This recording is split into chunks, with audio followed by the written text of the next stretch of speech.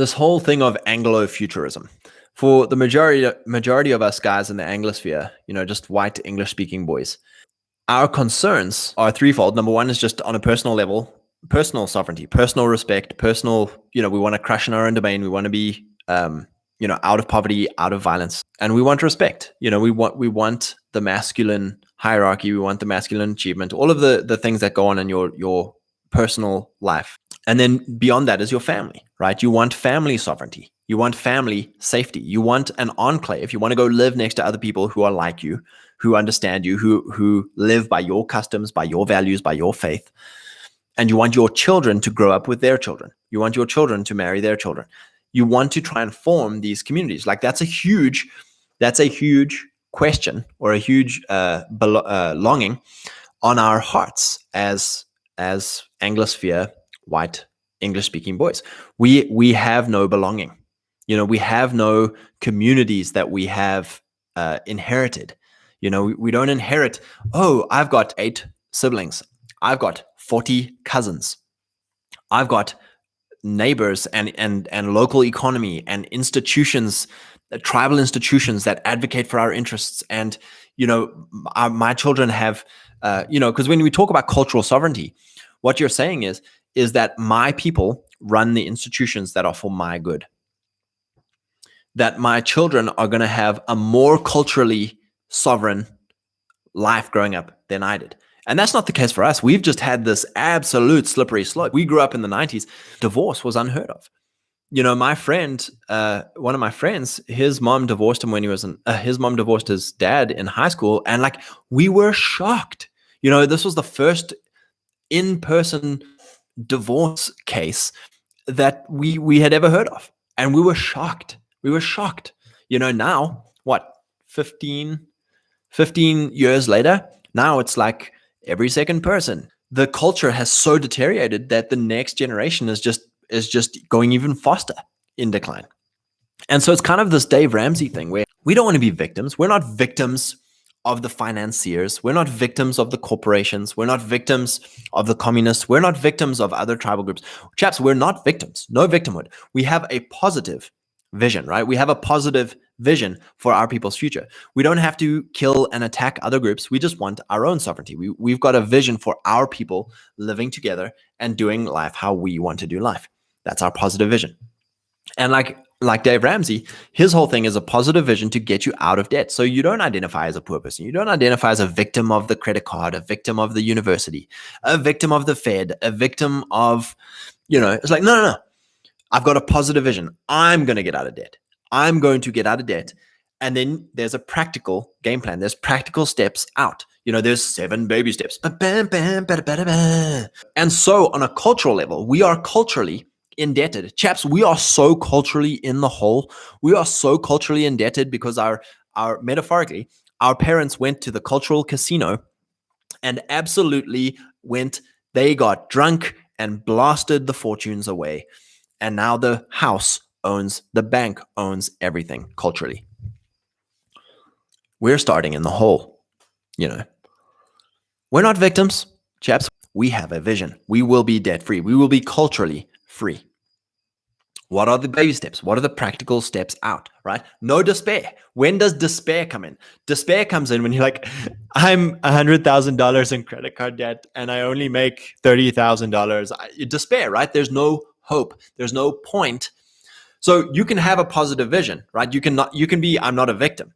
But then if you don't have a practical way out, then you have despair. You have black pill. And that's where a lot of us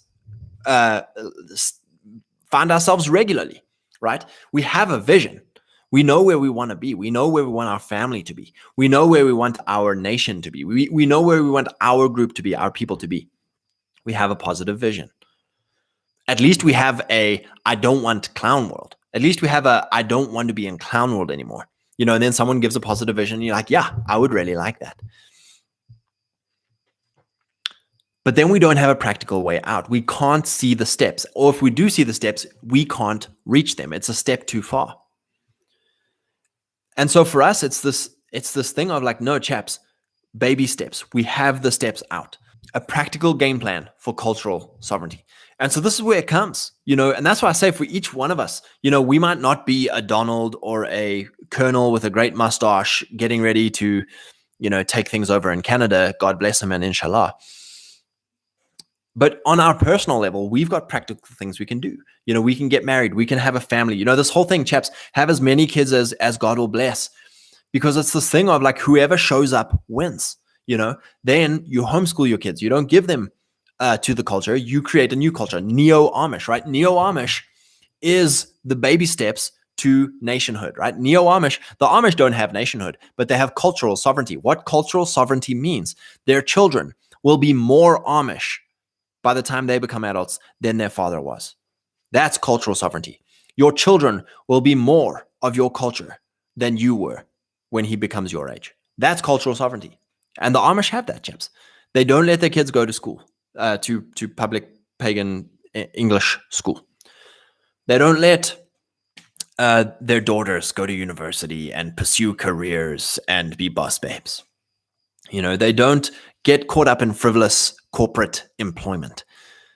They have an actionable plan of like, this is how we will build our cultural sovereignty.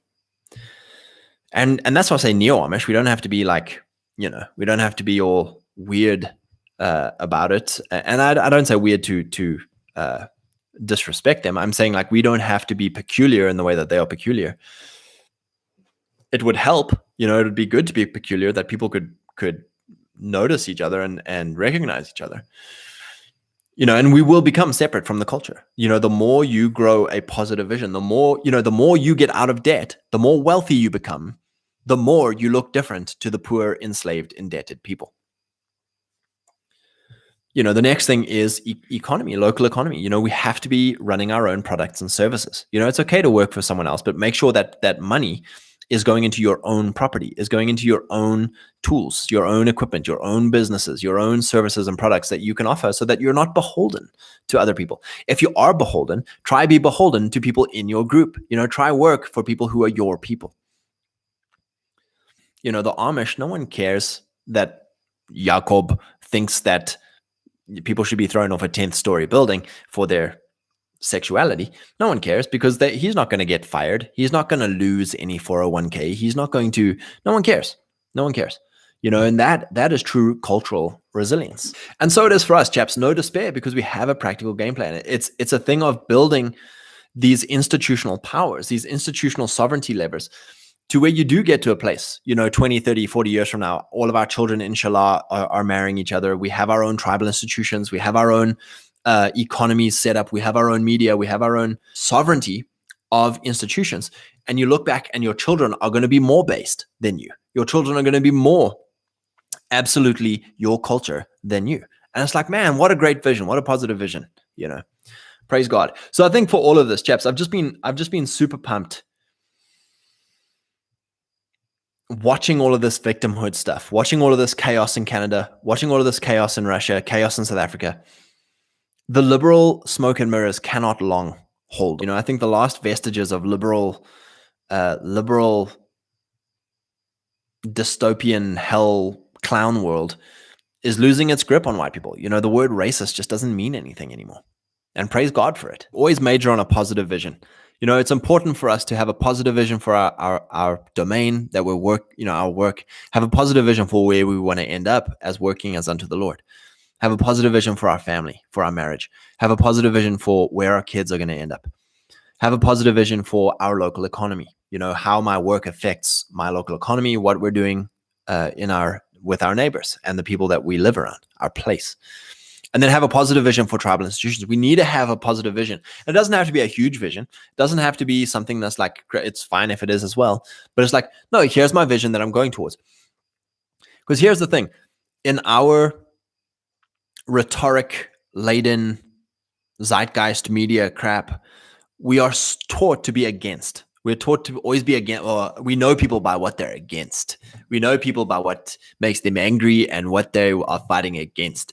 And it's that whole thing of I think it was Benjamin Franklin or whatever, but like, you become the dragon to slay the dragon. Like beware that you because you're so majoring on what you're against, what you're against, what you're against. And then people know you for what you're against, what you're against. You know, this is conservative talk media. You know, conservative media is like, you won't believe what's these bloody guys are doing, and outrage, right? Because to be against something, everyone else is like, I'm against that too. Yeah, let's be angry.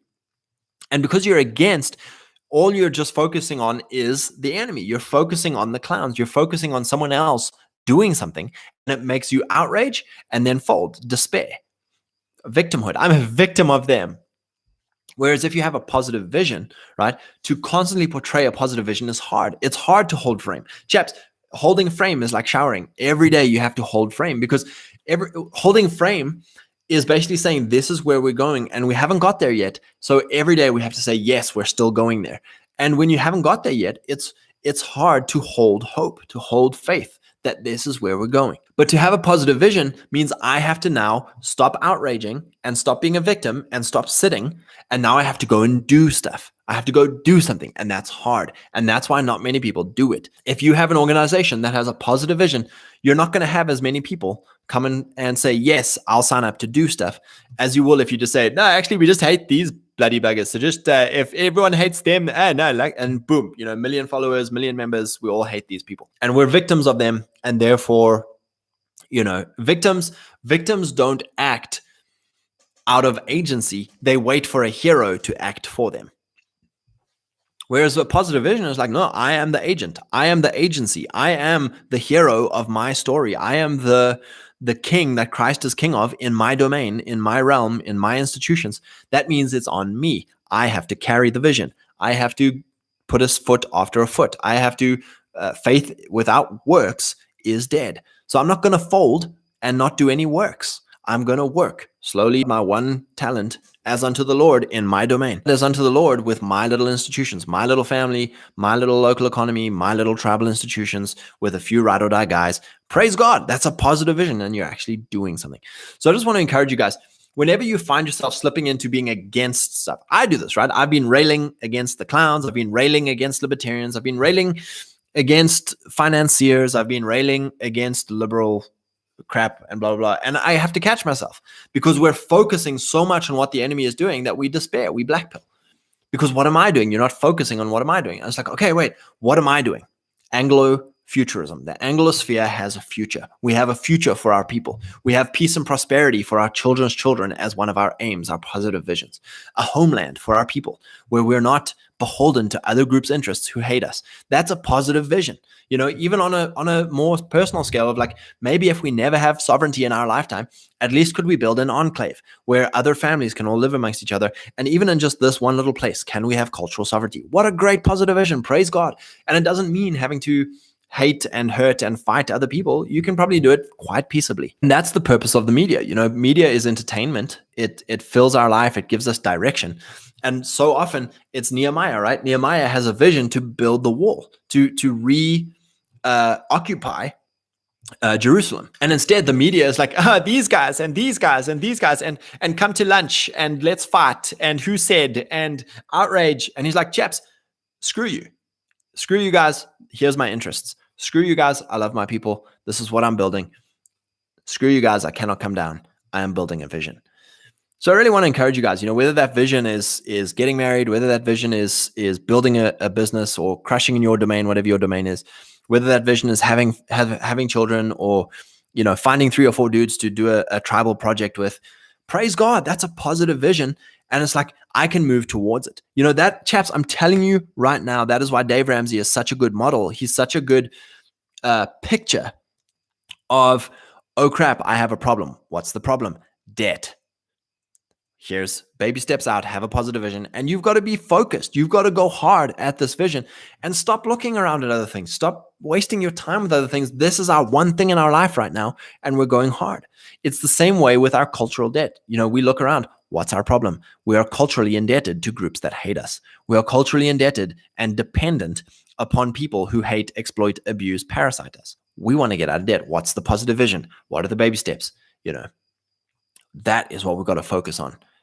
We've got to cut out all the distraction, negative, against and stuff. It's like, no, what are you for? Because that's the other thing. You think you end up making all of these relationships with guys who you think you're allied with, who you think have your best interests at heart. And it's like, no, they don't have your best interests at heart. They just have the same enemy. They just have the same outrage.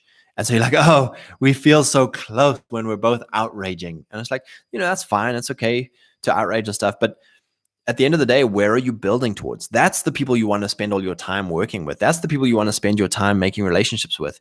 What are we building towards? And then people will be like, oh, but Scott, there's only 2 other people who have my vision, and one of them's in bloody Alaska. And it's like, exactly. Stop wasting time.